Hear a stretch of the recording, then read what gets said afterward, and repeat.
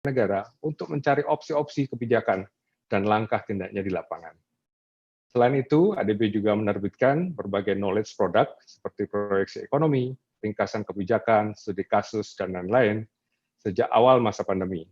Berbagai produk pengetahuan ini menawarkan analisis dan rekomendasi, tidak hanya di bidang ekonomi dan kesehatan, namun juga di bidang-bidang lain, diantaranya ketahanan pangan, pariwisata, transportasi, energi terbarukan, perubahan iklim, perkotaan, dan kesetaraan gender.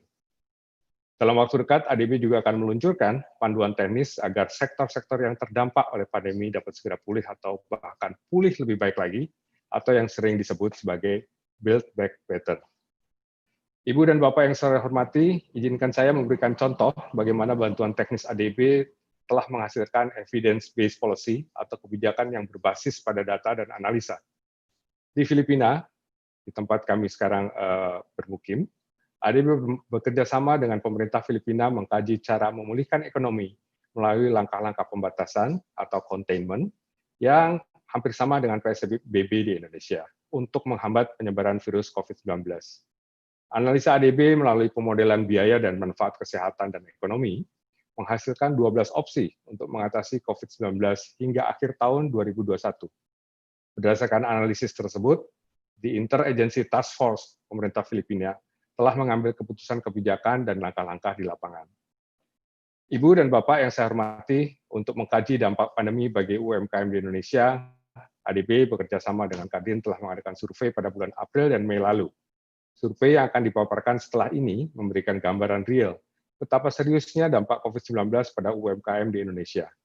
Data dan analisis juga termasuk perbandingan dengan negara-negara lain di Asia. Hasil analisa diharapkan dapat memberi beberapa opsi bantuan pada UMKM secara lebih efektif dan efisien, terutama untuk bantuan finansial agar lebih berdaya guna dan tepat sasaran. Kami berharap agar data dan analisa tersebut dapat dimanfaatkan untuk mengembangkan kebijakan berbasis data dalam mendukung pemulihan bisnis UMKM di Indonesia. Bersama dengan Kemenkop UKM dan Kadin, kami juga berencana untuk mengadakan survei lanjutan bulan depan untuk memotret kondisi real di lapangan. Bapak Ibu yang saya hormati, akhirul kata kami berharap agar diskusi pada hari ini dapat berkontribusi positif dalam perumusan kebijakan dan rencana tindak yang tepat untuk mengatasi dampak COVID-19 pada UMKM di Indonesia, sehingga UMKM akan tetap menjadi salah satu sokong guru perekonomian di Indonesia. Terima kasih dan selamat berdiskusi. Assalamualaikum warahmatullahi wabarakatuh. Waalaikumsalam warahmatullahi wabarakatuh. Terima kasih Pak Bambang. Jadi rupanya ADB sudah melakukan banyak hal juga ya Pak ya untuk bisa mengatasi apa yang dihadapi oleh UMKM saat ini. Dan riset ini apakah hanya di Indonesia atau di berbagai negara Pak? Nah, mungkin nanti akan dipresentasikan, ada beberapa negara, kalau tidak salah 4 negara, tentu Baik. Indonesia, Filipina termasuk di dalamnya, tetapi juga kalau tidak salah Thailand dan beberapa negara lain. Ini Baik. akan berkembang terus sehingga kita punya basis data dan pengalaman yang dapat saling dipertukarkan, baik knowledge maupun pengalamannya, sehingga kita bisa belajar satu dengan yang lain. Ya, terima kasih Pak Bambang. Jadi itu penting sekali karena ini COVID kita hadapi secara global dan juga pembelajaran dari negara-negara yang tentunya akan sangat membantu dalam menerapkan langkah-langkah yang tepat. Walaupun memang masing-masing tentunya punya karakteristik tersendiri seperti yang Pak Menteri sampaikan. Baik, terima kasih Pak Bambang sekali lagi. Untuk itu kita masuk ke acara utama, yaitu pemaparan daripada hasil riset yang kita ingin dengarkan dari senior ekonomis ADB, Mr. Shigehiro. Karena beliau kembali lagi tidak bisa berbahasa Indonesia, maka kita akan mainkan rekamannya. Untuk itu kepada tim silakan untuk bisa memainkan video yang satu ini.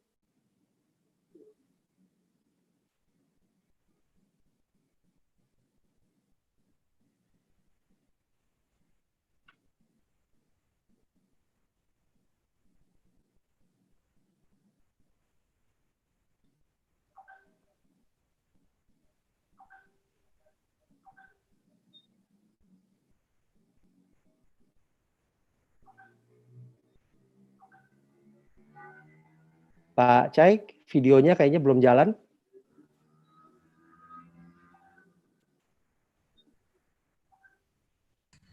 Thank you very much for this opportunity to talk about key findings from the rapid MSME survey we conducted from mid-April to late May in Indonesia.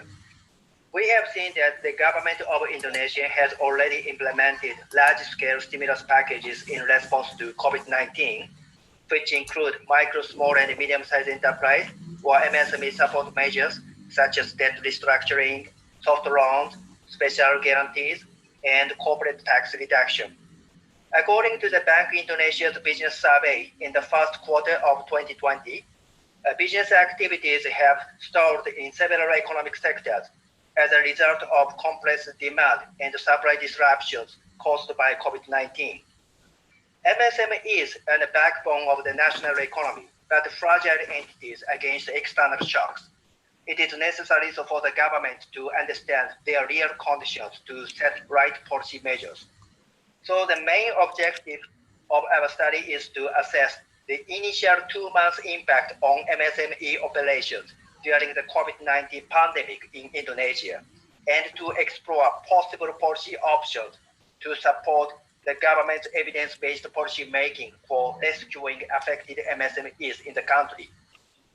I attach the background and methodology of this study as appendix of this presentation. Please take. Nampaknya ada sedikit masalah teknis. Bisa dimainkan lagi? Oke, good. Halo, nama saya Shigeshi Nozaki dari Asian Development Bank. Present demand and supply disruption policy options to support the government's evidence-based policy making for rescuing affected MSMEs in the country. I attach the background and methodology of this study as appendix of this presentation. Please take a look later. Through our rapid survey in mid-April and May 2020, we collected 1,165 samples nationwide in Indonesia, but complete responses from MSMEs were 525. The surveyed MSMEs were mostly micro-enterprises and concentrated on Java areas. Around half of respondents were young startups operating up to 5 years. 5% of respondents were involved in global supply chains. This slide shows a country comparison on MSME's business environment after the COVID-19 outbreak. Besides Indonesia, we also conducted rapid MSME surveys in the Philippines, Thailand, and Lao PDR during April and May. As you see the left-hand side, we saw immediate shutdowns of business in the majority of MSMEs in the Philippines and the Lao PDR, and less than half in Indonesia and Thailand. The domestic demand was dropped in 40% of MSMEs in Thailand and Lao PDR, and 30% in the Philippines and Indonesia. Supply disruptions was identified in more than 30% of MSMEs in Thailand and the Philippines, and less than 20% in Indonesia and the Lao PDR. In Indonesia, the survey findings show that 49% of MSMEs on average temporarily closed their business in relatively short period after virus outbreak, more pronounced for micro and small firms and services and manufacturing. Meanwhile, the remaining half continued to operate. However, they faced a drop in domestic demand, especially small and medium firms and manufacturing and agriculture. Medium firms were most negatively affected by delayed delivery of products, disruption of supply chain, and contract cancellations. Only less than 3% of MSMEs reported no change in business environment after COVID-19 outbreak. For monthly sales, as you see, blue arrows, larger number of MSMEs faced over 30% sales decrease in the first month after the outbreak. But in the second month, larger number of MSMEs faced no sales in Indonesia, Thailand, and Lao PDR due to the increased number of temporary closure of business in April. But for the Philippines, majority of MSMEs immediately faced no sales caused by the strict lockdown measures. So when looking at the details in Indonesia, so MSME facing no sales increased in April from the previous month, especially micro and small firms and all industrial sectors. Meanwhile, MSMEs decreasing sales more than 30% peaked in March, except medium firms. The monthly income of MSMEs also traced the same trend as monthly sales. As you see blue arrows in the left-hand side, a sharp decrease of revenue was identified in the first month after the outbreak, but MSMEs with no revenue increased in the second month, caused by temporary closure of business in Indonesia, Thailand, and Lao PDR. In particular, Lao PDR faced very sharp increase of no-revenue MSMEs in April. So also interestingly, majority of MSMEs in the Philippines faced immediate no revenue in March caused by the strict lockdown measures. In Indonesia, as you see the blue arrows of the figures, MSMEs facing no revenue increased in April, especially in micro and small firms and all industrial sectors, while MSMEs with a sharp decrease in revenue peaked in March, except medium firms. For employment of MSMEs during the pandemic, as indicated in the left-hand side, around 60% of MSMEs had no change of employment after the outbreak, while the remaining reduced workforces in the Philippines, Thailand, and Lao PDR. By contrast, around 60% of MSMEs reduced employees every month after the outbreak in Indonesia. More concretely, in Indonesia, over 60% of micro and small firms reduced employees in March and April, indicating temporary layoffs are common. Meanwhile, so more than 50% of medium firms had no change in employment in March and April, implying that these firms can afford to keep employment. So we could see jobless MSME workers have been increasing during March and April, especially micro and small firms. By industry, all sectors continuously reduced workforces during the pandemic, more pronounced in manufacturing. In aggregate MSME data at country level, we could see that temporary staffing cut was a major action by MSMEs, which was followed by reduced working hours of employees in all countries observed. Also, interestingly, we could find work from home was not a popular arrangement by MSMEs in all countries, although every country promoted this arrangement. For Indonesia, employment arrangement is slightly different by firm size. As you see the left-hand side, more than 50% of micro and small firms promoted layoffs during the pandemic. Meanwhile, more than 30% of medium firms encouraged work from home or teleworking and reduced working hours of employees. And 1/4 of MSMEs reported other employment arrangements, which included home businesses and self-employed. By industry, all sectors, but more pronounced in services and agriculture, initiated temporary staffing cuts during the pandemic.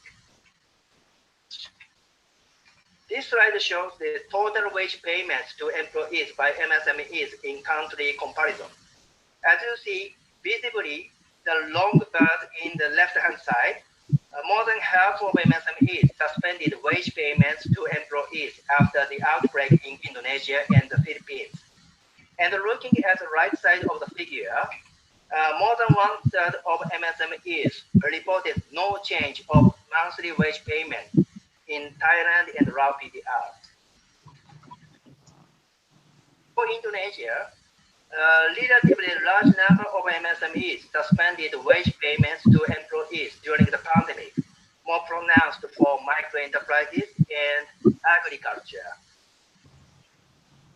Also, no increase in wage payments was identified in micro, small, and medium-sized enterprises and all industrial sectors during the pandemic. This figure shows a serious cash flow problem of MSMEs. MSMEs in all observed countries reported a serious lack of funds to retain their business, especially Indonesia, among others. More concretely, in Indonesia, 88% of micro-enterprises reported already no cash and savings or running out funds in a month at the time of the survey, which was followed by a high proportion of small firms and medium firms. By industry, 87% of MSMEs engaged in agriculture reported already no cash and savings or running out funds in a month, followed by also high proportion of MSMEs in services sector and manufacturing. For funding condition, MSMEs faced much difficulty in raising sufficient working capital to survive during the pandemic in all countries observed. They didn't change their traditional approach to raise funds even in the crisis situation. That is, highly relying on their own funds and borrowing from family, relatives, and friends to survive during the pandemic. Among 4 countries, especially Indonesia, much highly relied on informal sources to survive. So getting credit from banks was still limited for most MSMEs, although several new lending support measures such as special refinancing facility, soft loan programs, and special guarantee loans were launched by the government in all countries observed. In Indonesia, a relatively large number of micro and small firms relied on borrowing from close relatives, which is the most common source of their financing. Meanwhile, medium firms relied on their own funds or retained profit to survive during the pandemic and could apply for bank credit and non-bank financial institutions loans. So the ability of raising funds is critically different by firm size. Also not indicated in the slide, ensuring immediate working capital is crucial for MSMEs to survive. But most MSMEs have faced difficulty in raising even small funds like 16 million rupiah or 1,000 US dollars. The survey identified the majority of MSMEs seeking quick money of up to 320 million rupiah or 20,000 US dollars to survive during the pandemic, more seriously for micro enterprises and services sector. The survey also asked the main concerns and obstacles that MSMEs will face if the pandemic continues over the months. The top-ranked concern was a lack of working capital in all observed countries, followed by further decline in domestic demand for low PDR and Thailand, and disruption of supply chains for the Philippines, and the repayment of loans for Indonesia. In Indonesia, similar to other countries, a lack of working capital is the biggest concern for MSMEs surveyed.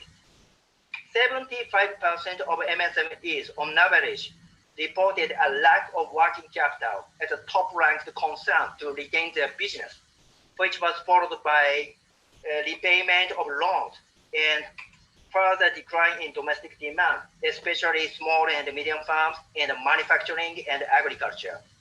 So MSMEs concerns in Indonesia strongly focused on financing matters. If the pandemic lasts over a month from the time of the survey, around half or more MSMEs considered seeking the deferral of loan repayments in all countries observed, but more pronounced in low PDR. More than half of MSMEs desired the deferred tax payments in the Philippines and low PDR.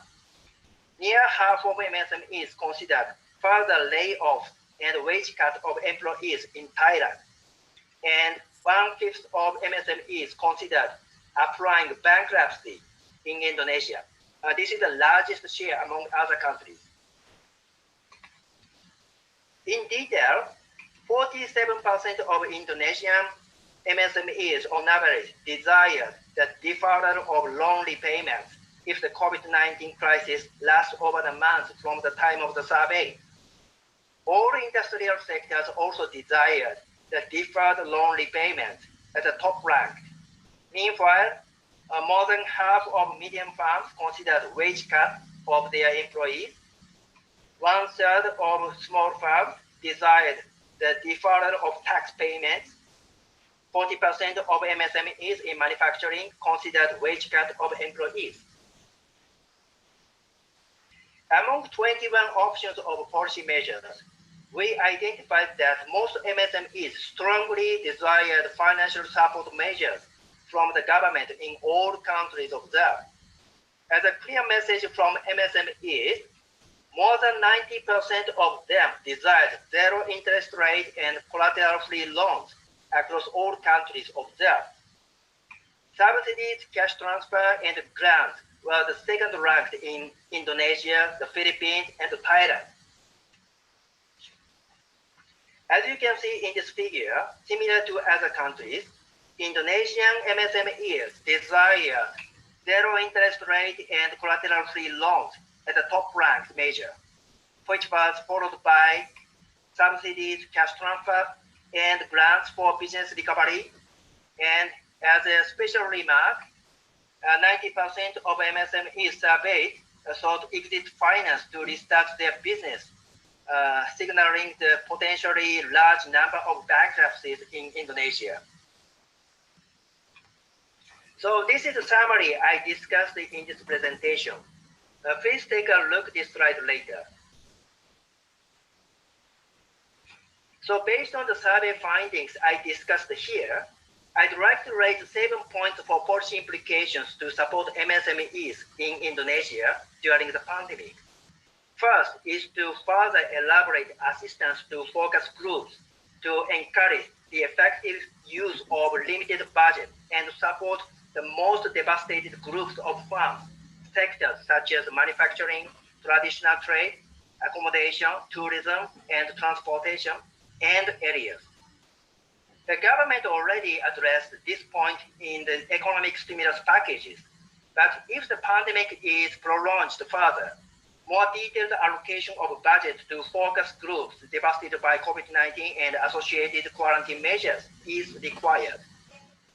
Second is to adapt the phased approach so that the government can flexibly redesign policy support measures. This approach is important given the uncertain environment of containing the COVID-19. Third is to adopt differentiated policy measures by firm size, given the different time horizon that COVID-19 impact appears between micro and small and medium firms with distinctive coping abilities. Fourth is to promote assistance to work from home and business shift to digital transactions, given that work from home is not an alternative work arrangement for most MSMEs, and that their traditional business requires physical contact, which includes enhanced skill training for MSME owners and employees. Fifth is to strengthen the dissemination of government support programs, especially financial support, to effectively ensure the reach out to target beneficiaries, given that most MSMEs still rely on informal sources for fundraising during the pandemic. Sixth is to address both business and employment retention for MSME support. So given the potentially large number of bankruptcies and the high jobless conditions for MSME workers. And the last one is to periodically monitor MSME business conditions to fine-tune the government's policy support direction, where we of Asian Development Bank can support the government of Indonesia through follow-up MSME surveys. So terima kasih banyak. So thank you very much for your attention. Terima kasih Pak Shigehiro. Presentasi yang menarik dan hasil riset yang menarik. Memang banyak hal yang mungkin kita sudah ketahui ya, tapi implikasi kebijakan-kebijakan tadi yang sangat menarik gitu. Kita ngelihat bagaimana very devastating gitu ya, dampak COVID-19 ini sampai tadi lebih dari 80% UMKM tuh drain cash-nya, nggak ada lagi cash-nya. Jadi pendanaan itu sangat penting. Nah, kita ingin dengarkan dari seorang ekonomis di ADB di Indonesia, yaitu Pak Arief, untuk tadi memberikan gambaran, karena kita udah dengar tadi ya hasil surveinya, tapi pengen dengar lagi secara konkretnya apa sih yang sebenarnya diharapkan gitu ya dari pemerintah Indonesia maupun dari sisi swasta untuk strateginya. Pak Arief, ada? Ada, Pak. Ya, silakan Pak Arief. Terima kasih banyak atas kesempatannya. Suara saya bisa terdengar dengan baik? Bagus. Ya. Selamat sore, Bapak-bapak, Ibu-ibu yang saya hormati. Senang sekali bisa ada ikut di forum ini. Di waktu yang singkat saya punya di sini, saya akan bahas sedikit tentang hasil survei yang tadi dipaparkan oleh Shige. Mungkin saya fokus di implikasi kebijakan nomor 567 yang tadi terakhir disebutkan ya. Yang pertama itu adalah soal bantuan program bantuan dari pemerintah untuk UMKM, terus kemudian fokus untuk mempertahankan usaha dan kesempatan kerja, dan yang terakhir monitoring. Nah, dari tiga itu, krisis pandemi yang kita hadapi sekarang ini merupakan suatu hal yang belum pernah dihadapi, paling enggak sesuatu yang baru buat kita. Oleh karena itu, untuk mengetahui bagaimana atau apa cara yang bisa ditarik untuk mengatasi atau paling tidak mencoba untuk cari jalan keluar dari krisis ini, itu perlu kita dapat data-data yang cukup akurat. Nah, di sini database tentang usaha mikro, kecil, dan menengah tentu saja jadi penting.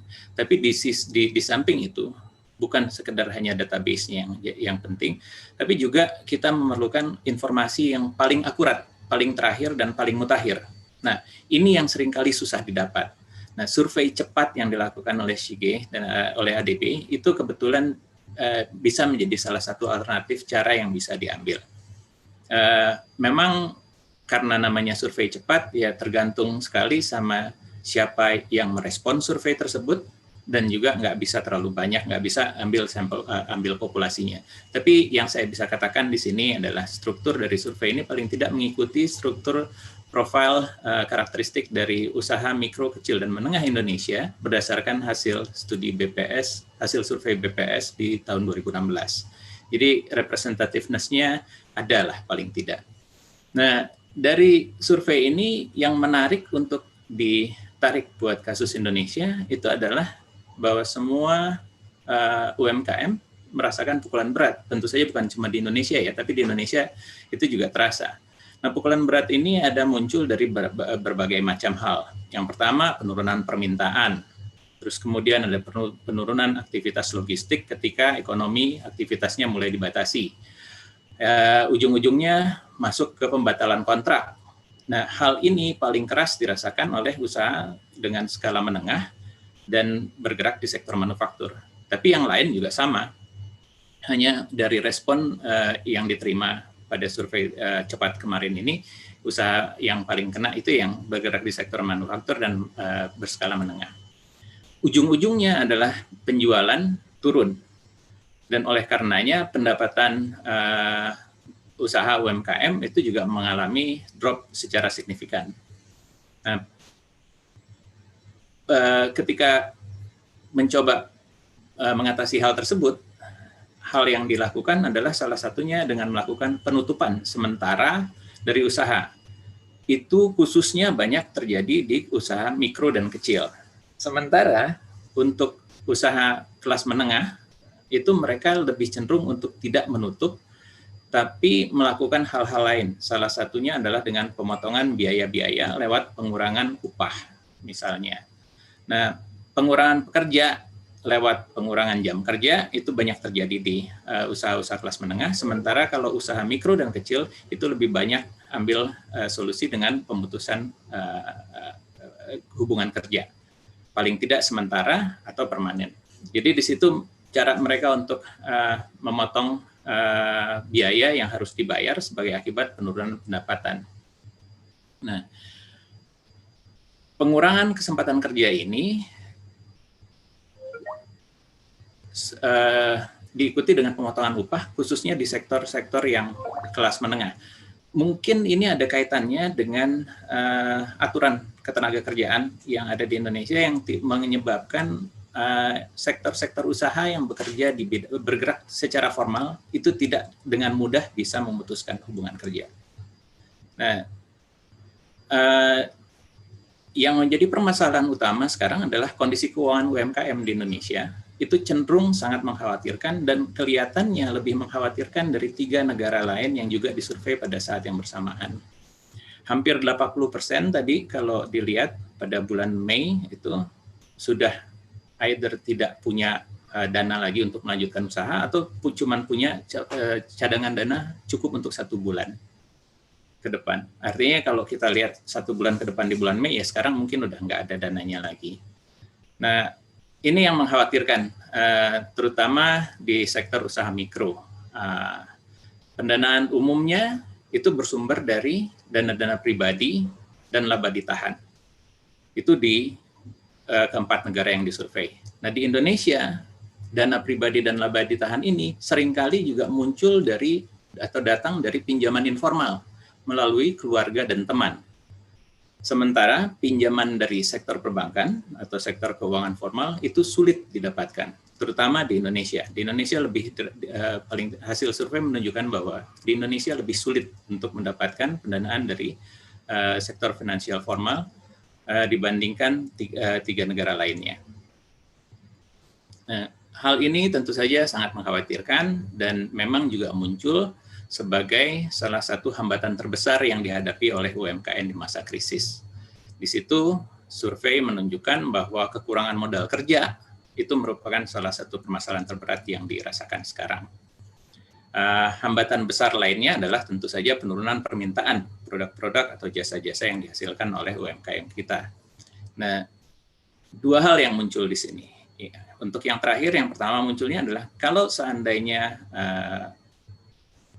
lockdown atau pembatasan PSBB itu mulai direlaksasi, apakah memang betul permintaan dari sektor UMKM ini akan kembali seperti sedia kala? Itu yang jadi pertanyaan.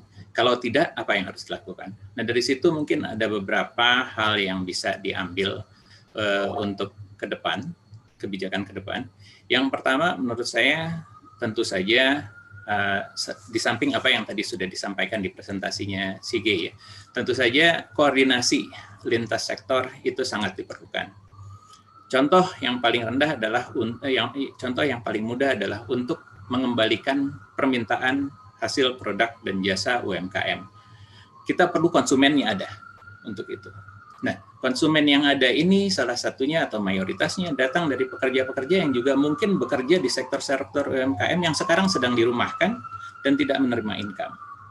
Oleh karena itu, perlu dilakukan koordinasi kebijakan untuk menjamin bahwa pekerja-pekerja ini bisa memenuhi kebutuhan-kebutuhan dasarnya dan tetap melakukan permintaan yang pada akhirnya juga akan memberikan dukungan terhadap penjualan dan pendapatan pendanaan UMKM. Itu satu hal yang mungkin bisa disoroti ke depan. Nah, hal lain yang juga nggak kalah pentingnya itu adalah tentu saja memfasilitasi jaminan pekerja tadi. Ini yang sampai sekarang kita di Republik Indonesia masih belum punya. Hal ini mungkin perlu dipikirkan ke depan. Karena jaminan pekerja ini adalah salah satu buffer untuk mempertahankan atau paling tidak untuk menstabilkan permintaan masyarakat yang ketika masuk pada masa-masa krisis seperti sekarang ini, itu jadi faktor utama yang bisa membantu kita untuk terhindar dari hal yang terburuk. Paling tidak dalam aktivitas sektor perekonomian. Nah, hal yang terakhir saya kembali ke masalah utama yang teridentifikasi lewat krisis, masalah keuangan. Nah, pemberian bantuan keuangan ini adalah satu hal yang tentu saja sangat diharapkan oleh sektor usaha, dan tadi Pak Menteri dalam sambutannya sudah menyatakan bahwa banyak program-program yang sudah dilakukan oleh pemerintah. Dan di kesempatan lain juga kita sudah lihat bahwa dana-dana tersebut juga sudah disiapkan oleh pemerintah Terakhir kita juga lihat ada tim khusus yang akan dibentuk untuk menangani pemulihan ekonomi oleh pemerintah. Jadi pemerintah sudah bekerja untuk hal itu. Hanya saja ada beberapa catatan yang mungkin juga menarik atau perlu kita perhatikan di sini. Soal masalah pendanaan UMKM yang datang dari sektor keuangan formal. Apakah ini memang merupakan masalah yang baru muncul ketika pandemi ini datang, atau ini sudah merupakan masalah yang muncul bahkan sebelum pandemi itu datang? Kalau kita lihat data, aliran kredit modal kerja dan kredit investasi ke sektor UMKM, khususnya sektor mikro dan kecil, itu sudah mengalami penurunan dari paruh kedua tahun 2019. Jadi kelihatannya masalah pendanaan lewat sektor finansial formal ini bukan masalah yang semata-mata muncul akibat pandemi COVID-19, tapi juga merupakan masalah yang muncul sebagai akibat masalah yang sudah ada sebelumnya. Jadi ketika kalau masalah pandemi ini mudah-mudahan bisa cepat teratasi, masalah pendanaan UMKM melalui sektor finansial formal belum tentu bisa terselesaikan secara otomatis. Nah, di sini juga koordinasi lintas otoritas di pemerintah dalam drafting kebijakan atau program penanganan pendanaan UMKM itu akan jadi sangat penting. Sisanya yang terakhir adalah UMKM ini jumlahnya sangat banyak di kita. Itu baru yang formal, belum yang informalnya. Nah, bagaimana caranya kita bisa memberikan bantuan tepat sasaran terhadap sektor-sektor di UMKM, khususnya yang mikro dan kecil? Ini jadi persoalan. Karena data seringkali terbatas, terus kemudian walaupun datanya ada, alamat seringkali berubah-ubah. Jadi ini sulit. Nah, mungkin salah satu yang bisa dilakukan itu juga adalah dengan membuat para pengusaha ini yang proaktif mencari bantuan ke pemerintah, bukan pemerintah yang harus mencari UMKM untuk memberikan bantuan sama mereka, tapi UMKM yang merasa butuh bantuan ini bisa datang ke pemerintah. Syaratnya apa kalau ini harus bisa dilakukan? Syarat yang paling penting bisa dilakukan adalah pelaku usaha ini mesti tahu prosedur apa yang harus mereka lakukan, kemana mereka harus pergi, dan bagaimana caranya mereka memohon bantuan.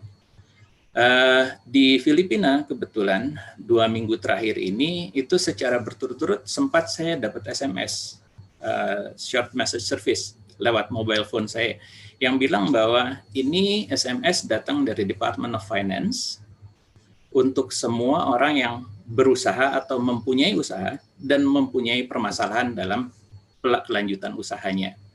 Kalau saya merasa saya termasuk ke dalam golongan orang tersebut, maka saya bisa mengkontak nomor tertentu atau website tertentu untuk konsultasi dan mencari penyelesaian dari masalah-masalah yang saya hadapi. Nah, ini mungkin satu hal yang juga bisa dilakukan. Jadi koordinasilah sama provider layanan seluler untuk menyebarkan hal ini, karena kan pengguna layanan seluler di Indonesia itu sudah relatif masif ya. Mungkin saya tutup sampai di situ aja dulu, kita bisa teruskan diskusinya nanti Pak Jimmy. Terima kasih Pak Arif. Warahmatullahi wabarakatuh. Waalaikumsalam warahmatullahi wabarakatuh. Menarik memang Pak, jadi ini bukan hanya persoalan di Indonesia aja, tapi Indonesia khususnya tadi kita lihat bagaimana permintaan drop, logistik masalah yang berakibat pada masalah di keuangan, kemudian sekarang ini bagaimana akses supaya bisa bertahan gitu ya, kira-kira itu. Nah, kita mau dengarkan nih setelah kita dapat paparan dari ADB tadi, dari hasil riset yang diharapkan nanti bisa memperlancar ketepat sasaran daripada masuknya bantuan tadi kepada UMKM khususnya. Tentu kita ingin tanggapan dari Pak Rosan dulu nih, karena sebagai wakil daripada business sector gitu ya. Gimana Pak Rosan tanggapannya terhadap hasil survei yang dilakukan oleh ADB ini? Silakan Pak Rosan. Terima kasih Pak Jimmy. Assalamualaikum warahmatullahi wabarakatuh. Waalaikumsalam. Tadi hasil survei yang dilakukan oleh ADB itu menurut saya benar-benar menangkap yang memang terjadi dan dirasakan di lapangan, terutama yang terhadap UMKM kita. Karena kebetulan saya juga diupdate secara reguler baik oleh seluruh asosiasi yang berada di bawah Kadin. Kita punya 200 asosiasi di bawah Kadin, dan juga para pengusaha baik dari sifatnya UMKM sampai pengusaha besar. Kalau khususnya yang UMKM ini memang secara garis besar 50% itu sudah terdampak. Kenapa kita bisa bilang 50% itu sudah terdampak? Salah satu indikatornya sesuai dengan report yang tadi oleh IDB adalah berdasarkan data dari OJK, dari total lending perbankan yang diberikan kepada UMKM yang kurang lebih itu 1.100 triliun, sudah 50% atau tepatnya 555 triliun itu sudah meminta direstrukturisasi oleh pihak perbankan. Berarti kan itu sudah 50% lebih. Walaupun yang sudah direstrukturisasi sekarang oleh perbankan masih kurang lebih 320 triliun. Tapi 555 triliun itu sudah meminta atau kurang lebih 50% dari total lending perbankan kepada UMKM yang meminta restrukturisasi. Berarti ini memang inline dengan hasil surveinya IDB bahwa 55% UMKM kita nih udah nggak punya duit atau no cash ya kalau tadi saya lihat. Berarti ini benar-benar inline. Dan kalau kita lihat juga memang yang mereka juga sampaikan ke kami, relatif kan UMKM ini nafasnya nih lebih pendek lah daripada usaha dunia usaha menengah maupun besar. Dan mereka pun menyampaikan, dan ini pun kita sudah sampaikan kepada pemerintah, yang mereka butuhkan adalah modal kerja. Dan ini juga inline karena kalau saya lihat tadi di surveinya 75% dari UMKM di Indonesia itu biggest concern-nya adalah mengenai modal kerja gitu. Karena kalau tidak mereka yang saat ini 50% sudah terdampak dan sudah mengalami temporary impairment, ini bisa menuju ke permanent impairment. Nah, itu yang mungkin yang kita harus hindari. Karena kita ketahui tadi sudah sampai juga oleh Pak Menteri, penyerapan tenaga kerja kita UMKM ini kurang lebih 96% atau 115 juta dari total tenaga kerja kita yang 130 juta. Nah, jadi walaupun seperti tadi saya lihat juga memang UMKM ini survive-nya ya dari sektor dari informal, pinjam keluarga, pinjam teman. Tetapi kan hal ini tidak bisa berlangsung secara lama maupun terus-menerus. Nah, oleh sebab itu memang dari pihak perbankan pun ingin memberikan modal kerja, tetapi memang mereka melihat ada resiko kredit ya di situ, baik untuk UMKM maupun dunia usaha. Karena kalau kita lihat di perbankan ini masalahnya bukan likuiditas untuk bank-bank yang besar ya, terutama karena justru mereka over likuiditas pada saat ini karena banyaknya shifting pendanaan dari bank-bank kecil ke bank-bank besar, dan ternyata mereka mendapatkan savingnya itu meningkat karena orang tidak spending juga. Nah, oleh sebab itu mereka bilang resiko yang mereka lebih khawatirkan adalah resiko kredit. Nah, oleh sebab itu pemerintah pun untuk UMKM sudah di dalam PEN program ekonomi nasional, penyelamatan ekonomi nasional ini sudah menganggarkan 6 triliun melalui Askrindo dan Jamkrindo, kurang lebih 6 triliun untuk modal kerja UMKM. Diharapkan dengan itu bisa membantu UMKM, dan untuk UMKM pun dari 123 triliun di dalam program penyelamatan ekonomi nasional, 30 triliun ini sudah diturunkan oleh Menteri Keuangan melalui bank-bank himbara, bank-bank BUMN, dan ini sudah mulai berjalan terutama dalam hal insentif potongan bunga dan juga modal kerja, dan ini sudah mulai berjalan. Tetapi kalau kita lihat juga kalau ini berkepanjangan, tadi saya lihat di surveinya 20% dari UMKM Indonesia ini sudah tidak sanggup lagi atau menyatakan mungkin akan bisa bangkrut total. Nah, ini juga yang seperti saya sampaikan, ini yang harus kita hindari.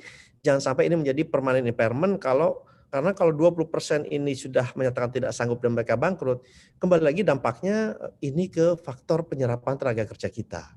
Nah, ini yang harus kita benar-benar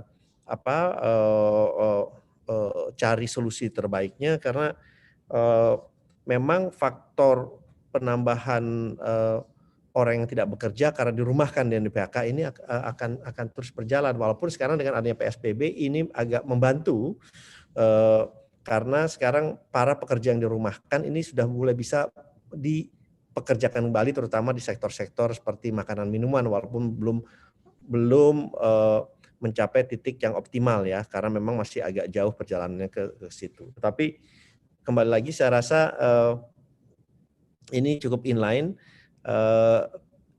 Dan tadi saya baca ada yang pertama malah 60% akan mengurangi employee-nya di Indonesia yang untuk UMKM. Jadi kebijakan pemerintah ini terutama memang bagaimana terutama menjaga supaya tidak berlanjutnya gelombang terutama di UMKM untuk dirumahkan maupun di PHK. Mungkin itu catatan dari saya. Terima kasih Pak Jimmy. Terima kasih Pak Rosan atas tanggapannya. Saya rasa tadi ya ini memang inline antara survei dengan kenyataan di lapangan. Tapi yang lebih penting lagi tadi pertanyaannya mengenai keberlanjutan. Karena kalau saya nggak bisa ngebayang Pak Rosan kalau misalnya 20% dari UMKM yang puluhan juta jumlahnya itu terjadi impairment, berarti kan puluhan juta orang juga akan out of work dan juga out of penghasilan. Sementara sektor formal, perusahaan besar dan yang kecil besar itu juga nggak bisa nampung karena mereka sendiri juga harus lay off karyawannya. Ini menarik sekali gitu. Dari Pak Rosan kita ingin dengar juga dari Pak Edi Satria karena tadi Pak dari ADB sudah gambarkan, kemudian dari Pak Rosan sudah gambarkan. Kita ingin dengar Pak tanggapannya gimana nih, terutama mengenai supaya tepat sasaran, jangan sampai UMKM kita yang kalau menurut survei 20%, tapi bisa lebih devastating lagi. Tapi kalau 20% dari 60 juta kan lumayan juga ya Pak ya. Jadi silakan Pak Edi tanggapannya Pak.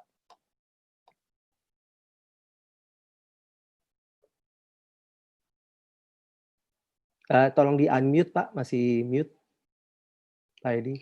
Maaf, terima kasih Pak Jimmy, Bapak Ibu semua pembicara, narasumber yang saya hormati. Assalamualaikum warahmatullahi wabarakatuh. Waalaikumsalam. Para senior ya, termasuk Pak Bambang juga, Pak Hayono tadi. Kemudian Pak Rosan ya, kalau saya melihat Pak Rosan sudah sedikit optimis dibandingin 2 bulan lalu, saya juga optimis Pak, walaupun Pak Rosan tidak menyebutkan angka 6 juta atau 7 juta PHK, tapi saya ikut optimis semangat Bapak tadi. Baik Pak Jimmy, saya langsung saja ini sedikit memberikan gambaran saja, walaupun mestinya sebagian kita sudah sangat hafal, tapi ada baiknya karena berbagai peserta, berbagai latar belakang, mungkin saya jabarkan sedikit apa yang ada dan sedang kita kerjakan. Baik, next silakan. Bapak Ibu semua, kalau kita bicara UMKM dari tadi, inilah gambaran potret bagaimana struktur populasi koperasi dan UMKM ya. Piramidanya sangat gemuk ke bawah, yang 63 juta itu yang mikro ya. Saya nggak akan bahas detail, tapi angka-angka fakta dalam presentasinya memang seperti disampaikan Pak Menteri tadi, 97% populasi itu UMKM dan kontribusi juga cukup besar terhadap PDB nasional, dan angka yang menarik adalah 13% ya, walaupun angka yang tidak bagus, tapi memang faktanya demikian, yang terconnected dengan platform digital, alhamdulillah banyak bertahan di saat pandemik ini, walaupun juga seperti disampaikan tadi banyak yang memang harus dibantu karena sudah sampai ke leher begitu ya. Nah ini situasinya Bapak Ibu semua, termasuk koperasi kita juga mendapat beberapa bantuan dari pemerintah, KSW dan maupun yang syariah begitu ya. Saya lanjut dulu aja, next silakan. Nah ini mungkin data-data detail Pak, saya nggak akan bahas lagi, sudah disampaikan dari ADB tadi yang berdasarkan survei dengan Facebook mereka dari mengambil data-data dari kita ya. Salah satu cara yang taktis dilakukan oleh Pak Bambang dan teman-teman ADB saya pikir cukup representatif dan memang diakui oleh Pak Arief sendiri tadi dengan Pak Rosan. Memang saya merasakan juga itu ketika pertama kali disampaikan langsung kepada kami Pak beberapa waktu yang lalu. Next silakan. Nah, memang seperti disampaikan Pak Rosan tadi, beruntung ada PSBB dalam arti orang tidak lockdown semua, terutama kota-kota besar. Ini membuat beberapa transaksi e-commerce meningkat cukup tajam ya, karena aktivitas di rumah ya, belanja online, konsumsi produk kesehatan dan daya tahan tubuh. Walaupun sebagian kita mungkin gaining weight ya, teman saya ada salah seorang pejabat tinggi juga saya lihat tadi mukanya sudah mulai tembem juga di TV gitu. Nah ini saya perhatikan Bapak Ibu semua, hal-hal ini memang kombinasi antara kesehatan dan ekonomi ini memang tidak mudah. Memang ini yang memang kita harus camkan, dan apalagi ketika kita bicara UMKM ya. Lanjut saja. Nah, ini yang Bapak Ibu semua untuk UMKM kita melakukan fase-fase memperhatikan bagaimana ketika pandemi, new normal dan keberlanjutan yang kita bicarakan hari ini. Nah, di sini yang untuk bertahan memang dan yang sampai yang bangkrut memang harus diberikan treatment-treatment yang spesial ya. Artinya tidak bisa lagi kita samaratakan tingkat-tingkatnya demikian. Bahkan seperti disampaikan Pak Menteri kami tadi, walaupun belum diumumkan bagaimana teknis dan besaran serta sistemnya, direncanakan Bapak Presiden akan ada semacam bansos lagi yang mendukung produktivitas kepada masyarakat khususnya UMKM. Lanjut saja dulu sedikit. Nah ini program PEN saya pikir hanya untuk referensi saja, saya cantumkan di sini urutannya. Lanjut saja. Nah ini Bapak Ibu semua yang kami lingkari di sini adalah dari hampir 700 triliun ya, kita tidak bayangkan angka demikian besar harus kita share dalam arti untuk memerangi give up untuk memerangi COVID dan menjaga kesehatan masyarakat serta at the same time ekonomi kita. Nah, di situ ada bagian-bagian untuk kesehatan, perlindungan sosial dan seterusnya, termasuk untuk UMKM yang di pojok kiri bawah.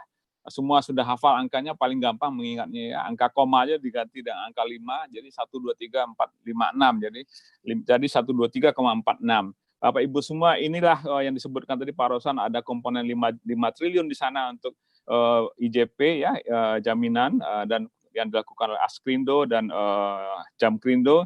Tapi juga di situ ada subsidi bunga yang core dan non-core, nanti akan saya elaborate sedikit. Dan penempatan dana untuk restrukturisasi yang Himbara karena terpicu juga oleh video tanggal 18 Juni yang lalu, Bapak Presiden menyampaikan arahan yang jelas, semua bergerak cepat ya, ada beberapa dana yang memang bisa akhirnya dipakai untuk pencairan terlebih dahulu, meningkatkan uang itu sampai ke UMKM. Next, silahkan. Ini saya lanjut saja karena ini menceritakan breakdown daripada angka-angka itu, khususnya untuk yang subsidi bunga barangkali. Next, silakan. Nah, ini Bapak Ibu semua progres yang kami lakukan untuk mempercepat tersalurnya dana-dana untuk UMKM. Pada tanggal 2 Juli yang lalu kita sudah luncurkan pusat informasi PEN UMKM di kantor kami, Menkop UMKM di Jalan Rasuna Said di Kuningan. Ini intinya kita mencoba mempercepat semua dana-dana yang sudah dialokasikan itu bisa cair. Nah, memang ini ada 3 komponen yang masih nol ya. Ini yang sudah ada kemajuan, sudah ada peluncuran, sudah ada sebagian tanda tangan PKS-nya, kerjasama, ada yang harus dipercepat. Tapi seperti disampaikan tadi, untuk subsidi bunga memang jalannya pelan. Kita harus jemput bola, barangkali melakukan memanfaatkan digital platform ataupun informasi seperti yang dilakukan di Filipina ya, blasting email, dan SMS atau WA, bagaimana para pelaku terutama penyalur dari koperasi dan UMKM itu juga aktif mendorong anggotanya untuk melakukan proses yang menjemput bola. Jadi bukan hanya menunggu pemerintah seperti Pak Arief sampaikan tadi. Tapi kami pemerintah juga memahami ada hal-hal yang memang kalau itu sudah bisa diberikan, sudah by name by address-nya sudah ada, ya kita juga akan tidak mempersulit. Begitu prinsip yang kami lakukan. Nah, dana restrukturisasi yang kedua memang sudah lumayan, hampir 11,3 triliun. Tapi ini memang dana talangan dari beberapa himbara. Dan yang terakhir dari LPDB, dana bergulir kami melalui koperasi, membantu koperasi menyalurkan dana-dana itu sudah hampir 380 miliar. Ya, ini memang kita percepat. Menteri kami roadshow terus hampir setiap weekend ke beberapa tempat dengan teman-teman LPDB. Sehingga yang tadinya angkanya, maaf itu waktu dulu disampaikan 0,06, alhamdulillah hampir sudah sedikit lagi 10% ya bertahap, mudah-mudahan ini bisa mempercepat dan memberi semangat kita semua, paling tidak menyelamatkan UMKM dari kebangkrutan seperti disampaikan Pak Rosan tadi. At the same time, tentu kita juga ingin lapangan kerja bisa dibuka lagi. Memang kita lihat bukan seperti di Manila ya, tapi di kita memang kelihatannya masih kelihatan longgar barangkali. Apalagi ketika dalam kumpul ataupun peresmian sesuatu acara, kadang-kadang kita karena kebudaya selirut saling menghargai, lupa itu bagaimana harus protokol. Next silakan sedikit lagi saya. Nah, Bapak Ibu semua mungkin itu poin yang akan kami sampaikan, tapi nanti di lampiran boleh dilihat. Next silakan saja. Nah, nanti silakan dilihat Bapak Ibu semua. Kami lampirkan beberapa bahan yang memang sedang dilakukan. Next silakan. Kita mendorong bagaimana UMKM ini tetap tumbuh seperti belanja di warung tetangga. Lanjut saja, saya akan cepat karena kebetulan. Nah, pelatihan diteruskan, dilanjutkan, kemudian juga bantuan hukum, bagaimana influencer kita juga running di medsos, di Instagram, new normal seperti apa harusnya. Ya, top brand kita juga kita tingkatkan. Terus ada juga, nah ini beli lokal, dukung sahabat, dan lain-lain sebagainya. Terus, ini bekerja sama dengan siapa saja yang memang mau jemput bola, membantu menyelamatkan UMKM. Kita fasilitasi semua. Terus saja Bapak Ibu. Next. Nah, onboarding UMKM di Smesco kita juga, pasar digital UMKM. Ya. Jadi inilah Bapak Ibu semua, lanjut sedikit lagi barangkali. Nah, termasuk juga bagaimana kita membuat produk-produk itu dalam pasar digital.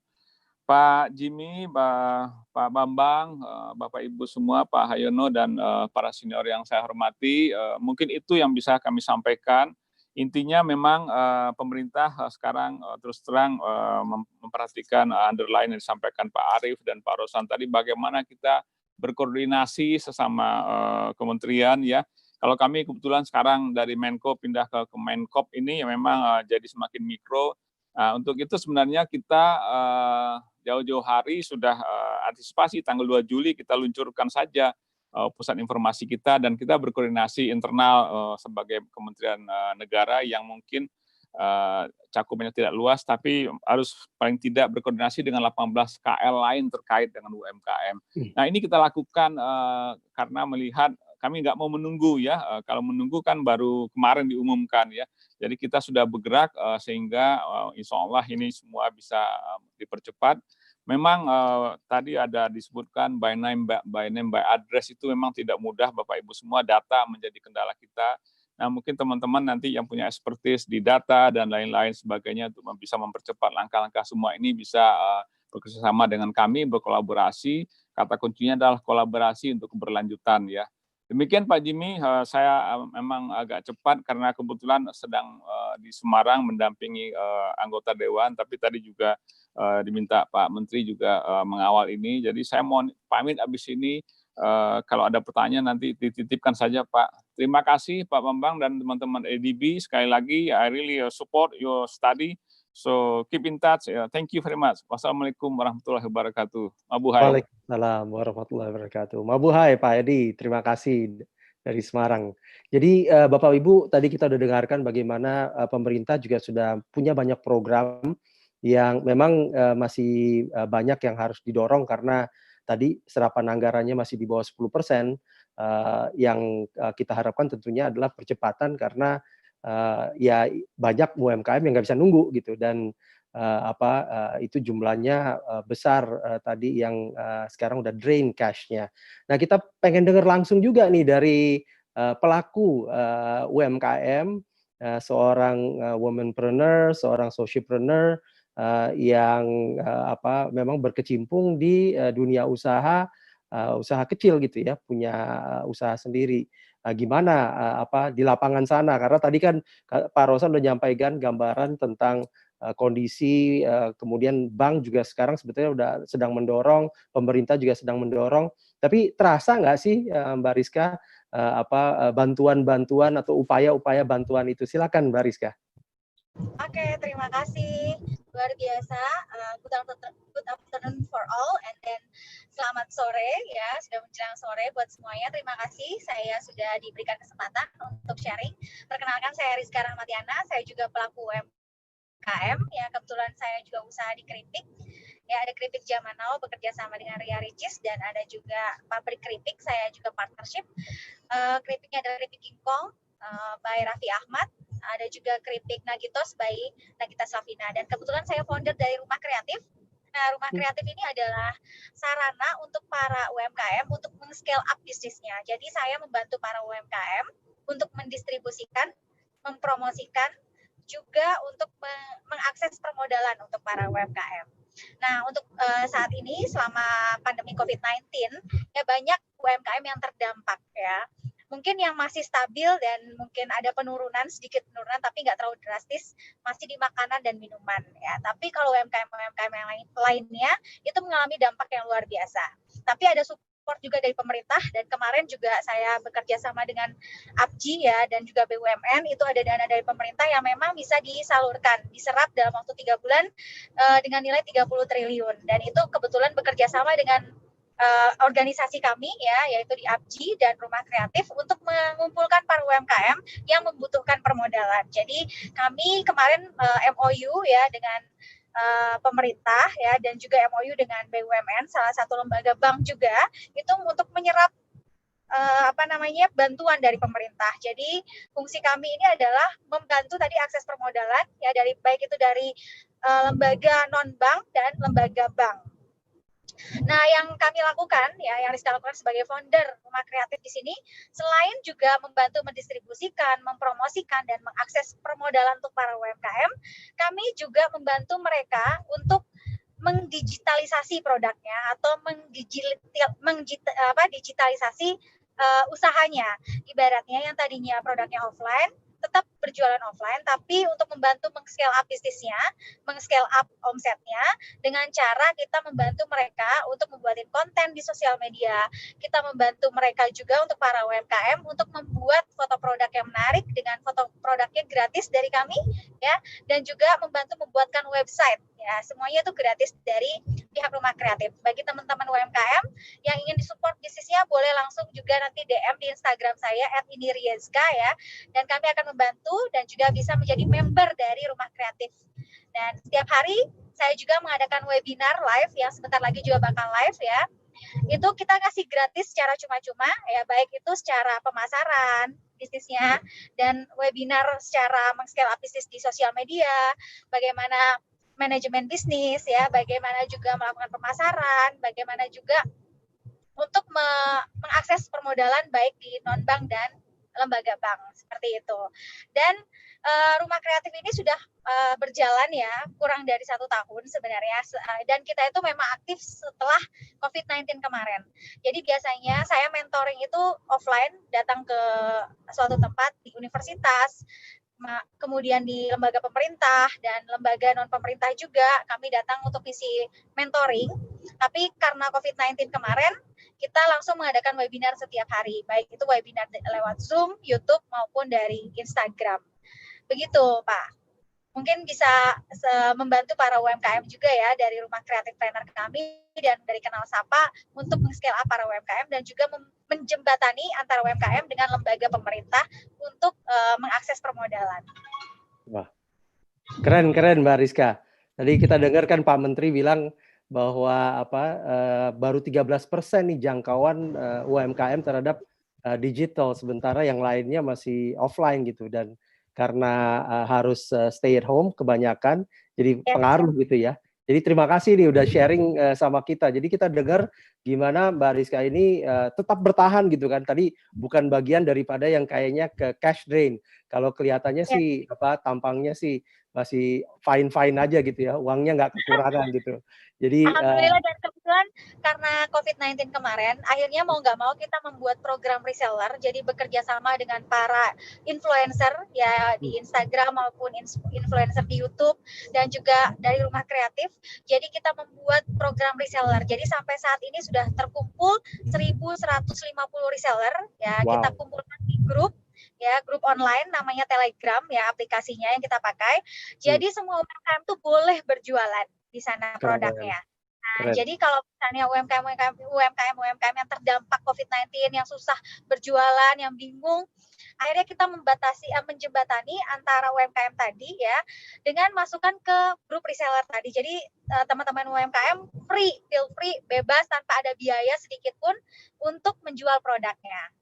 Wah, terima kasih Mbak Rizka atas sharingnya. Ini luar biasa. Jadi kita lihat bagaimana UMKM ini tetap bisa survive walaupun tadi tentu ada dampaknya gitu ya. Tapi dengan cara-cara yang kreatif bisa dan juga tadi mencoba untuk mengakses terhadap bantuan-bantuan pemerintah yang rupanya memang ada gitu kalau kita mencoba untuk mengaksesnya.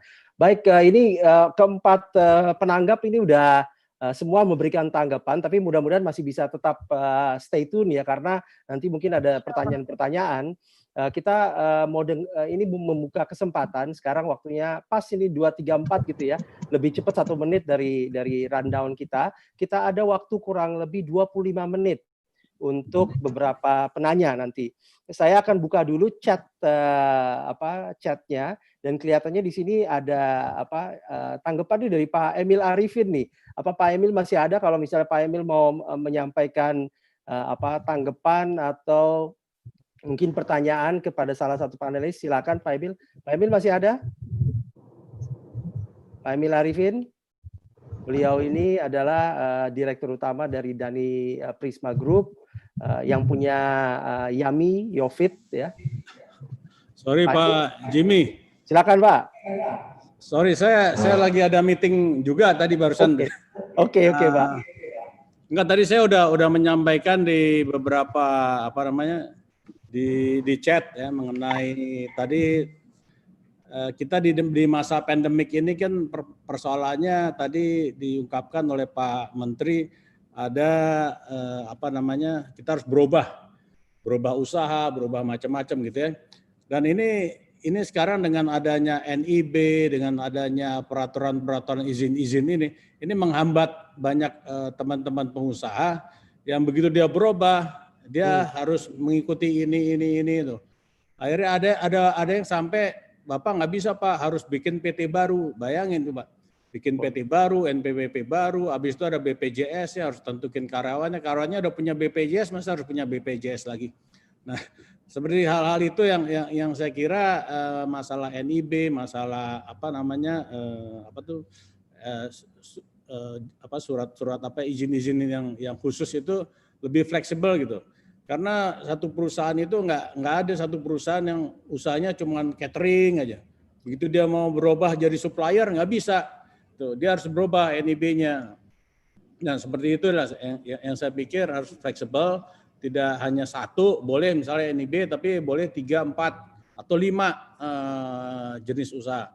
Sehingga nggak harus merubah akte notarisnya harus dirubah, maksud dan tujuannya harus dirubah. Nah, ini saya kira udah harus lebih fleksibel ya dalam menghadapi COVID seperti ini. Saya kira itu aja input saya dari. Terima kasih Pak Emil, luar biasa. Jadi kita kan pengusaha dituntut untuk menjadi agile ya, agility-nya tinggi, lincah gitu. Pada saat mau pivoting terus kemudian dibentrokkan dengan begitu banyak aturan yang akhirnya menghambat kita untuk agile tadi ya Pak. Jadi masukannya pemerintah harus cepat tanggap lah kira-kira gitu untuk bisa membantu. Ya. Oke, terima kasih Pak Emil. Terima kasih Pak. Nah, saya juga lihat di sini ada Pak Idam Ahmad, Pak Idam dari Singapura. Ini kita mungkin mau dengar juga nih tanggapannya karena Singapura ini sangat terpengaruh gitu ya dengan penurunan yang luar biasa. Ada juga di sini Pak Zainal Abidin Rashid. Pak Idam. Assalamualaikum. Waalaikumsalam warahmatullahi wabarakatuh. Ya, kami di sini amat terpukul dengan COVID-19. Hingga itu saya lebih kepada human resource. Ya, jadi kalau di sini karena terpukulnya kami dengan COVID-19, ramai yang kehilangan pekerjaan, perusahaan banyak yang bangkrut, dan pengusaha seperti saya sendiri, saya sebenarnya base di Kuningan, Pak.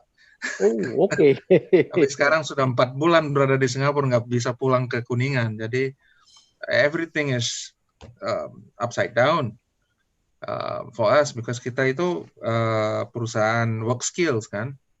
Yeah. Yeah, so we have not seen what's happening in Indonesia.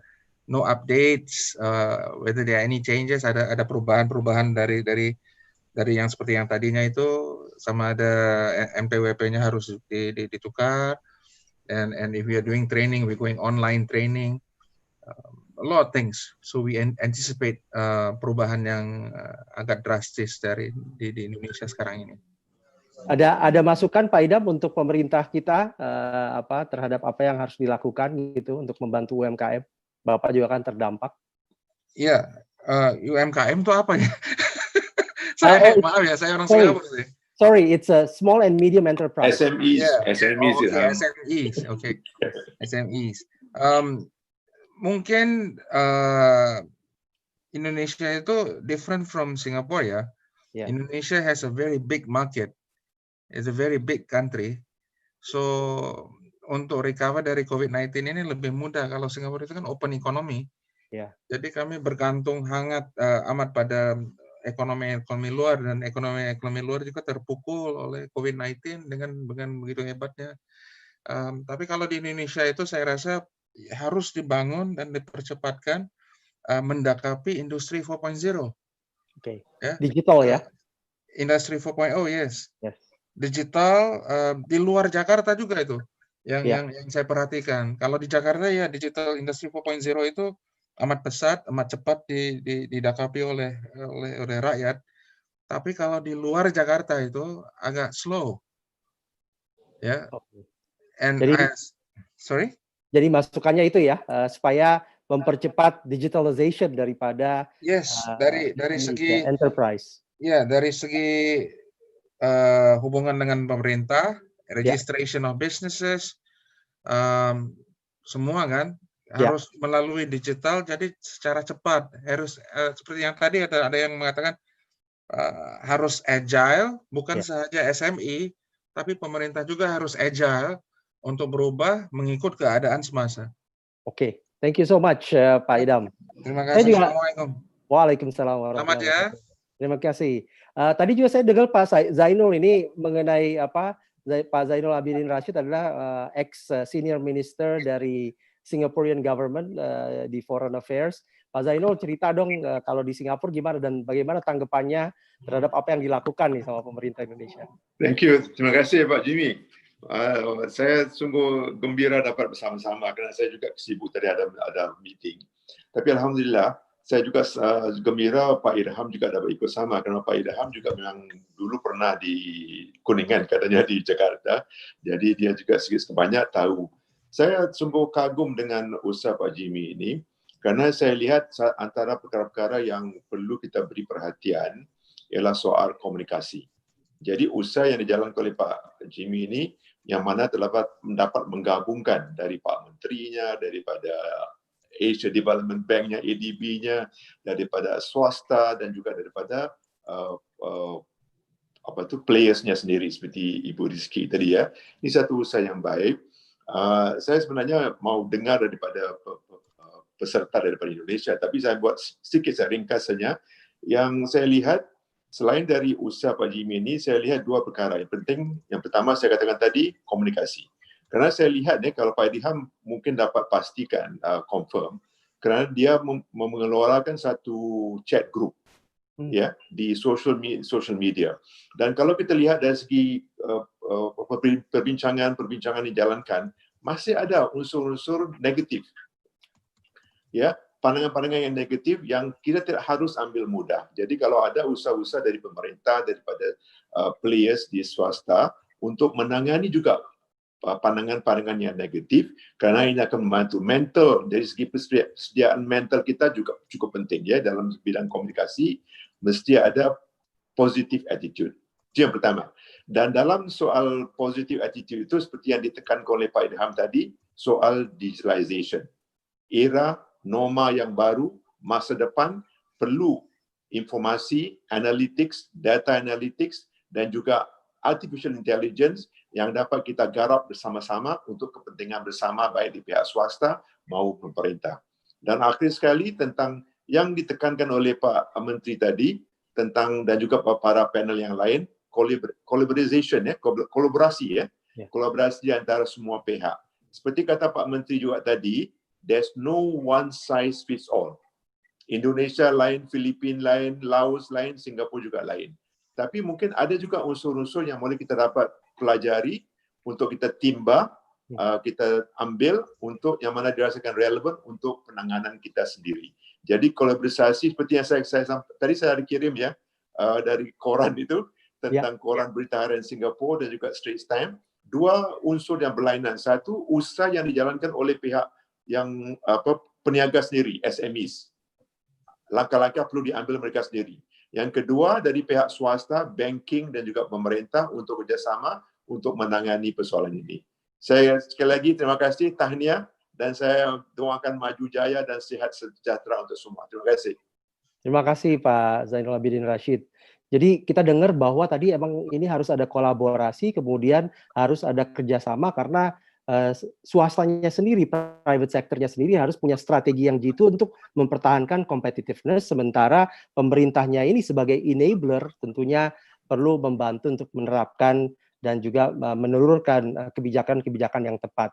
Saya mau dengar juga, terima kasih sekali lagi Pak Zainul, saya ingin juga dengarkan dari ambassador-nya UKM nih, ada Pak Miing ini, Pak Deddy Gumilar, mungkin bisa ngasih pandangan ini ya. Nanti mungkin habis ini saya pengen dengar juga dari seorang rektor gitu ya, Pak Wendy. Saya lihat di situ ada rektor UBL nanti bicara tentang dari sisi akademiknya. Silakan Pak Miing.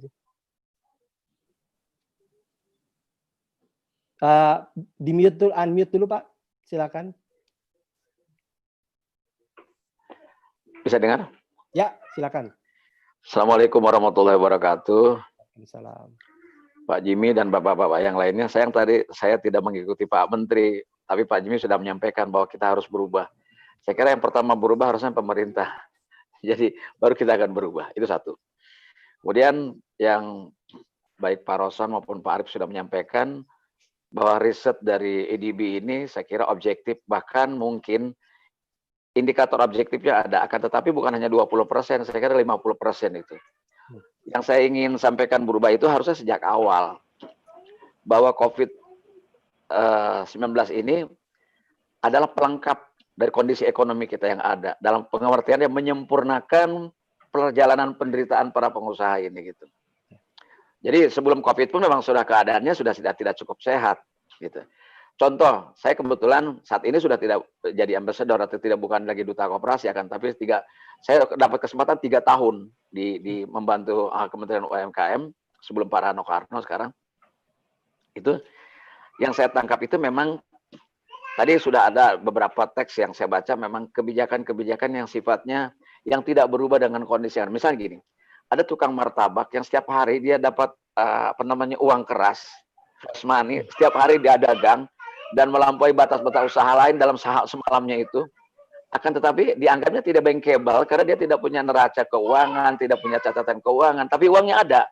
Itu tidak mendapatkan dukungan karena sistem kita kan normatif dalam pengertian bahwa ada aturannya kalau mau dapat bank begini. Demikian juga yang harus jujur juga bahwa LPDB tidak semua UMKM juga bisa mengakses dengan baik gitu. Nah, ini persoalan-persoalan tadi kalau Pak Menteri kata kita harus berubah semuanya bukan karena COVID, Pak Menteri. Pemerintah sendiri paradigmanya harus berubah menurut saya. Saya 3 tahun ngalamin betul ke bawah-bawah, mereka rata-rata. Misalnya gini, yang dibina oleh koperasi itu, ya oke. Koperasi yang tumbuh itu hanya karena koperasi yang produknya uang, yaitu KSP simpan pinjam. Kenapa? Ada animo orang, ada kepentingan untuk meminjam uang, walaupun dia mungkin lebih sering minjamnya daripada nyimpannya kalau itu koperasi simpan pinjam gitu loh. Ya, artinya apa? Tapi kalau koperasi dalam bentuk produksi yang real itu nyaris kalah oleh Indomaret dan Alfamart pasti, gitu. Nah, ini pemikiran kebudayaan yang tidak terbangun oleh pemerintah, gitu, oleh kementerian. Itu satu. Yang kedua, tidak bankable tadi, persoalan birokrasi dan aturan-aturan yang tidak mendukung, artinya kebijakan. Kan saya di pertemuan yang lalu Pak Jimmy masih ingat apa yang saya katakan. Kemiskinan itu kan bisa terjadi karena dua. Pertama karena struktural. Kebijakan yang tidak berpihak pada si pelaku itu sendiri, pada rakyatnya. Yang kedua kultural, rakyatnya sendiri yang tidak mau berubah. Nah, budaya nih. Nah, untuk itu saya kira bahwa contoh sederhana lagi yang saya amati. Ketika Wuhan mulai meledak, lalu kita kan belum kena. Ya, masih sebulan yang lalu itu di Januari itu atau menjelang Maret itu kan kita sebelum ke negara kita kan Wuhan dulu, baru yang lain-lainnya baru ke kita. Kemudian ya saya tidak ingin menyinggung bercandaannya orang-orang para pejabat, akan tetapi paradigma kita tidak menyiapkan, kita tidak punya persiapan yang sangat antisipatif gitu. Misalnya begini. Ketika kita membutuhkan masker, sampai apotek pun tidak bisa mampu menyediakan masker. Tapi kan pemerintah tidak mengendorse rakyatnya atau tidak memotivasi rakyatnya. Kumpulkan tukang jahit orang Padang, kumpulkan orang Banten, orang Tasikmalaya. Berapa ribu penjahit, bikin masker. APBN tidak perlu ke Cina, duitnya dikirim. Hanya untuk mendatangkan masker dan APD dan sebagainya. Nah ini cara berpikir. Nah inilah perubahan maksud saya gitu. Jadi kebijakan yang dilakukan pemerintah itu betul-betul mengantisipasi. Kan sudah kegambar. Kalau virus itu kan tidak bisa nunggu waktu, giliran ini, nggak bisa. Dia dengan sendiri akan jalan. Nah, ketika kita masih bercanda-bercanda di sini, harusnya sudah perintahkan Kementerian Perdagangan, Perindustrian, Koperasi UKM. Itu di bawahnya mereka overlapping itu urusan UKM sebetulnya semuanya.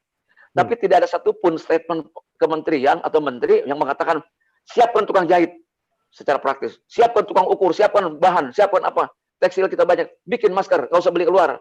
APBN tidak pergi, devisa kita tidak pergi ke sana.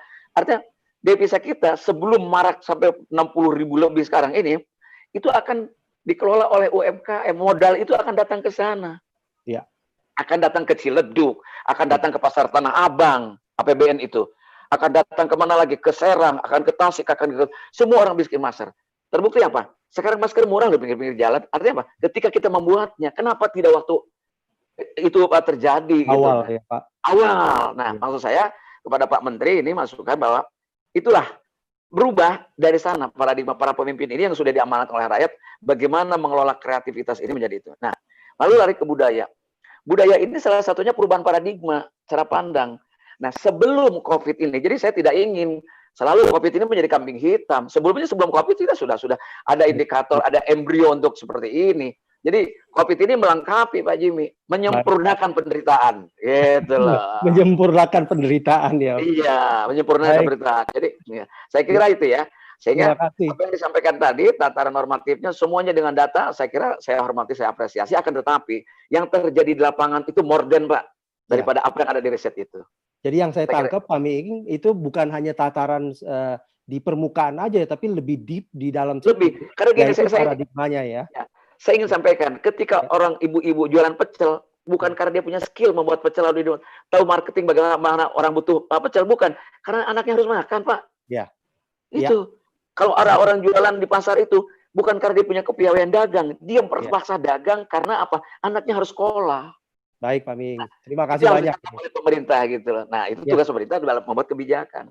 Sayangnya Pak Miing nggak di DPR lagi nih. Kalau nggak kebijakan-kebijakannya saya rasa pro yang seperti itu. Nggak kepilih karena nggak ngasih duit. Terima kasih Pak. Sama-sama. Ya makasih. Ya udah kita masuk ke saya mau dengar nih dari akademisi nih, seorang rektor dari Universitas Budi Luhur yang banyak bercimpung juga untuk membantu UKM. Pak Wedi, silakan Prof. Baik, terima kasih. Assalamualaikum warahmatullahi wabarakatuh. Pak Jimmy yang saya hormati, Bapak-Bapak semuanya, Pak Menteri yang mungkin masih ada. Terima kasih atas kesempatan yang diberikan kepada saya untuk sedikit mengomentari acara Indonesia Update yang luar biasa ini, bagus sekali dan sangat inspiratif. Saya dari sisi akademisi melihat bahwa memang dengan kondisi pandemik ini, di mana Universitas Budi Luhur sebagai sebuah universitas swasta yang punya visi misi mendidik mahasiswa yang punya kemampuan tekno sosiopreneurship, itu memang merasakan agak sedikit terganggu karena aktivitas perkuliahan kita harus lakukan online, sehingga aktivitas mahasiswa yang kita dorong untuk misalnya melakukan kegiatan entrepreneurship tapi berbasis pada tekno dan sosiopreneurship, karena memang salah satu value daripada universitas luar adalah menjadi orang baik yang mendidik mahasiswanya menjadi orang yang bermanfaat bagi semua makhluk ciptaan Tuhan. Jadi tidak hanya manusia saja, lingkungan dan sebagainya, sehingga sekarang ini kegiatan-kegiatan mahasiswa selama ini yang kami lakukan adalah misalnya mendidik seorang dan kemudian melakukan kegiatan-kegiatan yang sifatnya entrepreneurship, yang mereka lihat ada peluang untuk menjadikan sebuah usaha berbasis pada teknologi. Nah, karena Budi Luhur adalah sebuah perguruan tinggi yang awalnya dikenal dengan nama Akademi Ilmu Komputer pada tahun 79, memang core kita adalah di IT, sehingga banyak mahasiswa yang menjalankan bisnisnya berbasis IT. Artinya mereka punya platform, bikin e-commerce, dan menjual dagangannya dia, produknya dia yang bisa mereka dapatkan di sekitarnya, itu dengan didukung oleh pemasaran dan menggunakan teknologi informasi. Tapi dengan harapan tentunya dana atau modal yang bisa didapat dari pemerintah misalnya, atau mereka bisa dapat pinjaman lunak. Ya. Nah, banyak beberapa perusahaan yang sudah menawarkan itu, misalnya Pegadaian waktu itu kita sudah melakukan MOU untuk memberikan pinjaman lunak kepada mahasiswa yang punya ide-ide kreatif membuat sebuah usaha yang menarik, yang bisa kita katakan out of the box lah. Ya. Nah, saya rasa mudah-mudahan dengan adanya inisiatif ini dan ide-ide ini, mahasiswa yang selama ini bekerja di rumah saja, aktivitasnya di rumah, bisa juga menjalankan bisnisnya juga dari rumah, tapi bisa dengan memanfaatkan teknologi dan juga memanfaatkan tenaga Gojek atau ojol untuk melakukan pengiriman produknya. Tapi bagi usaha-usaha mahasiswa, saya ambil contoh misalnya mereka sebagai konsultan desain, misalnya yang saya miliki misalnya mahasiswa-mahasiswa di kafe, desain komunikasi visual, mereka bisa menawarkan jasanya dan mengirimkan hasil desainnya melalui digital product, jadi online. Jadi itu mungkin mereka tidak akan terganggu selama mereka bisa melakukan pemasaran yang bagus, hasil-hasil dari desain mereka bisa mereka pasarkan kepada konsumennya. Saya rasa itu saja yang bisa saya coba sharing dari dunia akademisi, khususnya bagi mahasiswa yang kita dorong untuk menjadi entrepreneurship ya, yang berbasis pada tekno dan sosio. Terima kasih Pak Jimmy. Wassalamualaikum warahmatullahi wabarakatuh.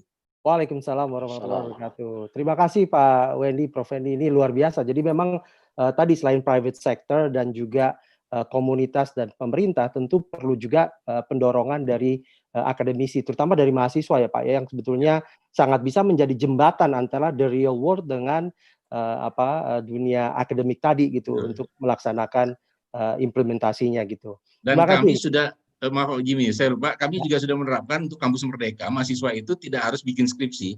Kalau mereka bisa punya aktivitas yang menghasilkan sebuah perusahaan, itu kita bisa setarakan dengan tugas akhirnya mereka. Wah, keren Pak. Ya, jadi tugas akhir mereka bisa berupa menciptakan sebuah unit usaha dan proven, punya pelanggan, punya revenue, itu sudah kita anggap sebagai sebuah nilai yang bisa kita setarakan dengan tugas akhirnya dia. Keren, keren. Saran Pak, itu kan tadi ada 20% nanti ini UMKM yang ailing nih, yang lagi goyang. Mungkin nggak harus yang baru, mungkin bisa bantu yang sekarang ini mau kolaps. Kalau nggak dibantu, mereka akan nantinya tidak berlanjut gitu, seperti yang Pak Rosan sampaikan tadi. Ya, saya rasa itu untuk dari sisi distribusinya sama pengelolaannya, Pak ya. Persis, iya. Ya, sekali lagi terima kasih. Terima kasih, Prof. Oke. Ini saya juga ngelihat ada teman saya, Pak Yudi, ini yang merupakan Wakil Ketua Umum Aprindo juga. Beliau juga Kadin Timur Tengah, ini tadi bicara tentang luar negeri. Pak Yudi, boleh share sedikit ya. Nanti habis ini saya minta Pak Azwar Abu Bakar ya untuk bicara tadi sebagai guru bangsa, ini juga sebagai mantan Menteri Pendayagunaan Aparatur Negara gitu, untuk bicara tentang birokrasi bagaimana nih. Silakan Pak Yudi. Terima kasih Pak Jimmy. Assalamualaikum warahmatullahi wabarakatuh. Waalaikumsalam. Saya melihat persoalan UKM ini dari kacamata yang lain, Pak. Kebetulan latar belakang saya kan human resources. Nah, tadi beberapa pembicara telah menyinggung bahwa banyak sekali orang yang kena PHK terhadap COVID ini. kita juga merasa yakin bahwa orang-orang yang terkena PHK ini pasti sudah melalui beberapa pendidikan baik pendidikan internal training di perusahaannya maupun yang dilakukan oleh mereka sendiri. Nah, di antara mereka pasti banyak yang mempunyai skill, Pak. Ya. Oleh itu Kementerian UKM ini justru harus membuka suatu kesempatan kepada orang-orang yang PHK ini yang mempunyai skill untuk mensupport, ya, berikan modal, kemudian membuka suatu usaha sehingga dia bisa menjadi bukan sebagai pekerja tetapi memberikan lapangan pekerjaan kepada teman-temannya. Nah, ini suatu kesempatan dan saya yakin sangat banyak orang yang punya skill, Pak, sangat banyak, dan fighting spirit mereka pasti lebih bagus dibanding mahasiswa-mahasiswa yang belum punya pengalaman. Saya pikir itu saja dari saya, Pak Jimmy. Terima kasih. Wassalamualaikum warahmatullahi wabarakatuh. Waalaikumsalam warahmatullahi wabarakatuh.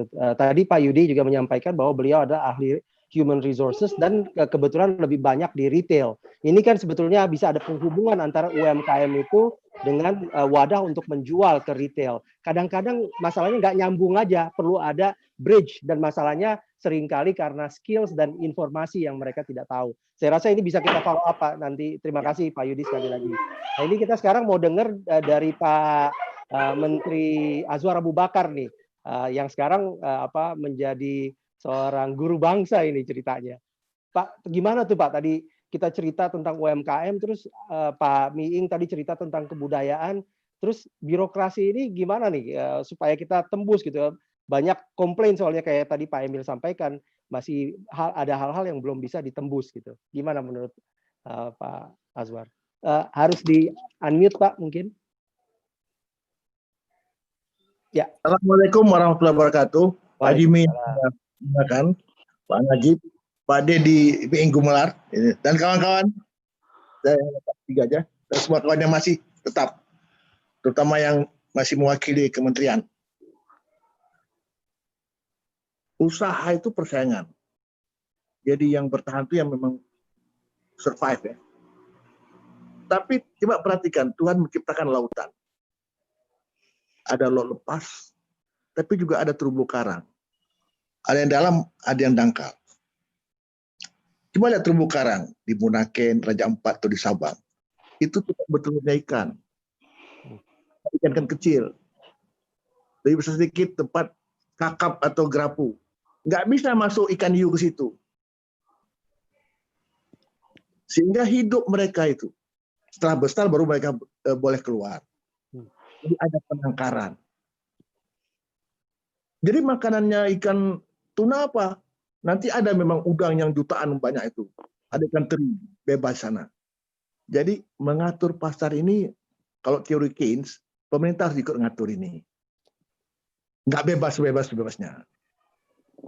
Ini kira-kira. Saya yang tadi bagus benar sudah. Saya dengar dari A sampai Z tadi sudah bagus. Saya hanya underline sedikit, menggarisbawahi sedikit. Terima kasih Pak. Jadi terjadi market failure ya Pak ya, apalagi karena penyakit COVID ini kan. Saya ambil contoh Pak Jimmy. Maaf, saya ambil contoh. Ya. 5-6 tahun yang lalu, pengadaan bangku sekolah SD, SMP, itu lokal furniture yang kerjakan. Waktunya nggak terlalu mepet, ada waktu dia potong kayu, keringkan kayu, dia buat cukup layak. Ya. Nah, tiba-tiba ada e-katalog. E-katalog itu maksudnya untuk jangan korupsi, walaupun masih ada. Fee itu masih, kickback masih jalan. Tetapi yang berat apa? Tidak ada lagi karang itu, tidak ada lagi. Semua digerus satu paket 40 miliar, 80 miliar. Bayangkan berapa triliun itu yang dipakai dana pendidikan di seluruh Indonesia. Tadi semua pemerintah beli tetangga sebelah. Ayo pemerintah beli sama itu coba. Coba hidupkan lagi. Mungkin kalau 100 miliar itu bisa 1.000 pengusaha dengan 100 juta satu orang dapat paket. Satu daerah masih. Nah, saya bicara dengan pejabat lah. Kenapa tidak dibuat seperti itu? Wah susah Pak Azwar. Nanti dia punya meja jarang-jarang, anak-anak nggak bisa nulis. Inilah tugas pemerintah. Pertama, Dinas Kehutanan kasih alokasi izin saku hanya untuk kayu pertukangan, bukan untuk diekspor. Satu. Ada Dinas Industri yang membantu menjaga mutu, membantu alat. Ada dinas perdagangan yang membantu e-katalog. Jangan orang ke Jakarta ngurus e-katalognya. Nanti ada perusahaan pembina. Satu perusahaan bisa bina 50-60 usaha kecil-kecil ini. Nah, satu itu aja Pak Jimmy, kalau kita mulai, itu bisa beranak pinak yang lain. Ya. Kita tidak bisa menolak, sekarang udah bebas ekspor impor.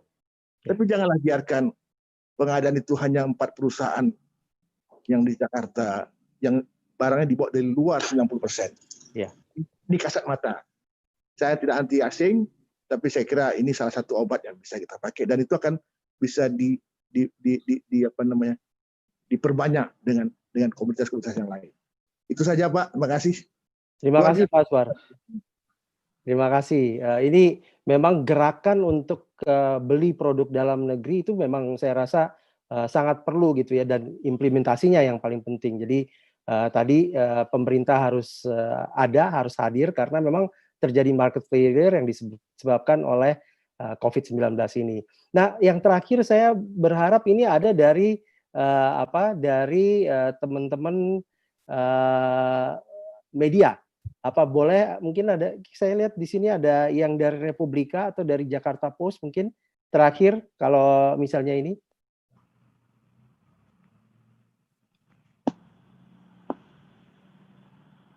Ada? Atau ada yang saya buka kalau misalnya masih ada yang mau bicara atau nanya. Satu lagi kesempatan terakhir. Saya Pak. Oke, silakan. Siapa ini Bu? Saya Pak. Nur Hayati. Ya, silakan Bu Nur Hayati. Hayati. Dari mana Bu Nur Hayati? Ya. Saya dari Tangerang Selatan, salah satu UKM dari Tangerang Selatan. Ya, ini saya perlihatkan, kelihatan nggak ini craft yang saya buat? Oh iya, kelihatan Bu. Nih. Ya. Kelihatan ya Pak? Kelihatan ya. Ini berupa home decor, ada box, box tisu, jam. Ini bukan promosi aja ya, cuman saya mau cerita aja. Ya, saya pernah datang ke pesantren Yayasan Bukama untuk memperkenalkan craft ini untuk dibuat anak-anak craft itu ya. Mereka mau saya ajari dari 20-15 anak yang bisa saya ajak lanjut kerja itu hanya 1 atau 2 orang anak. Nah, setelah itu dari 1-2 karya akhirnya jadi beberapa karya seperti ini. Kelihatan ya Pak? Ya. Lumayan. Ya seperti ini.